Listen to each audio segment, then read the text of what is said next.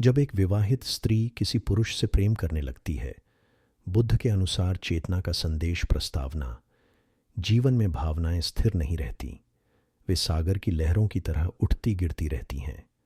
बुद्ध ने कहा था, भावनाएं बादलों की तरह हैं, वे आती जाती हैं, उन्हें पकड़ना दुहक है।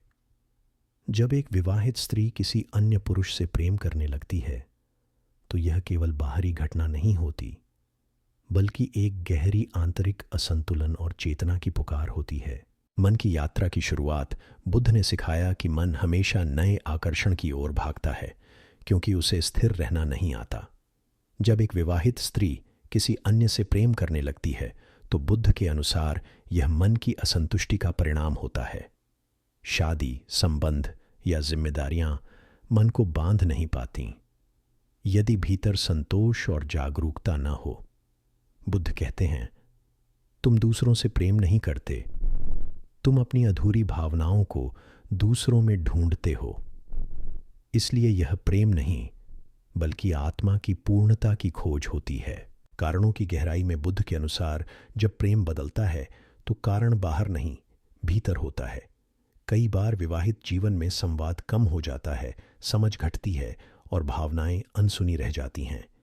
एक नई उपस्थिति, एक नया चेहरा, एक नया व्यवहार उस खालीपन को भरने का प्रयास करता है।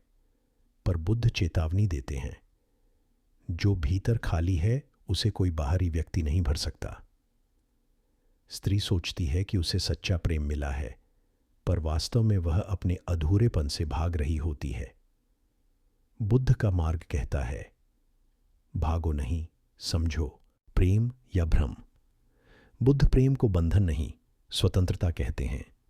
यदि किसी से प्रेम करने से मन में अपराध, छिपाव या असत्य बढ़े, तो वह प्रेम नहीं, मोह है। जहां सत्य नहीं, वहां प्रेम नहीं। बुद्ध सच्चा प्रेम वह है जो आत्मा को शांत करे, न कि बेचैन बनाए। बुद्ध समझाते हैं कि आकर्षण और प्रेम में अंतर है। आकर्षण क्षणिक है, वासना आधारित है। प्रेम गहरा है, समझ पर आधारित है। जब एक विवाहित स्त्री किसी अन्य से प्रेम करने लगे, तो उसे सबसे पहले खुद से यह प्रश्न करना चाहिए, क्या यह भावना मुझे शांत कर रही है या विचलित? बुद्ध कहते हैं, जो भावना तुम्हें भीतर से शांत करे, वही सच्ची है। जागरूकता की आवश्यकता। बुद्ध का पूरा मार्ग स्मृति या सतर्कता पर आधारित है। जब भावनाएं उलझाती हैं, तो बुद्ध कहते हैं, रुको, देखो, समझो। भागने से, छिपाने से, किसी के साथ या खिलाफ जाने से सत्य नहीं मिलता। सत्य तब आता है जब हम अपने मन की चाल को पहचान लेते हैं। एक विवाहित स्त्री यदि अपने मन की इस स्थिति को जागरूकता से देखे, तो वह समझ पाएगी कि यह प्रेम नहीं, ध्यान की कमी और भावनात्मक भूख का परिणाम है। बुद्ध ने कहा, तृष्णा ही दुहक का कारण है। प्रेम की तृष्णा भी दुहक का कारण बन सकती है, यदि उसमें जागरूकता न हो। संबंधों की सच्चाई। बुद्ध ने विवाह या अविवाह को कभी पाप या पुण्य नहीं कहा। उन्होंने कहा, संबंध तभी सुंदर है जब उसमें स्वतंत्रता हो। परंतु जब एक संबंध में रहते हुए दूसरा संबंध शुरू होता है, तो मन दो दिशाओं में फंस जाता है।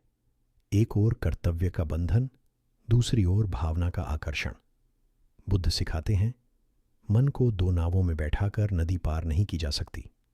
अतः बुद्ध का संदेश है कि पहले भीतर की उलझन को सुलझाओ, फिर निर्णय लो। न तो समाज से डरना चाहिए, न वासना में बहना चाहिए, बल्कि सचेत रहकर अपने हृदय की गहराई को समझना चाहिए। आत्मचेतना का मार्ग। बुद्ध के अनुसार प्रेम का अर्थ है दूसरे को वही स्वतंत्रता देना जो तुम अपने लिए चाहते हो। यदि किसी नए व्यक्ति से प्रेम जागता है, तो पहले यह देखो कि क्या यह प्रेम तुम्हें स्वतंत्र बना रहा है या बंधन में डाल रहा है। यदि यह प्रेम तुम्हें अपने भीतर की सच्चाई की ओर ले जा रहा है, तो यह आत्मबोध का आरंभ है। यदि यह केवल सुख और रोमांच की तलाश है, तो यह मोह है। बुद्ध कहते हैं, प्रेम तब पवित्र है जब उसमें स्वार्थ नहीं। बुद्ध का अंतिम संदेश। बुद्ध का मार्ग हमें भावनाओं से भागने नहीं, बल्कि उन्हें समझने की शिक्षा देता है। जब कोई विवाहित स्त्री किसी पुरुष से प्रेम करने लगे, तो उसे सबसे पहले अपने भीतर उतरना चाहिए। वह देखे कि यह भावना कहाँ से उत्पन्न हो रही है, अकेलेपन से, असंतोष से या सच्चे समझ से। बुद्ध कहते हैं, जो स्वयं को जान लेता है वह सही निर्णय स्वयं कर लेता है।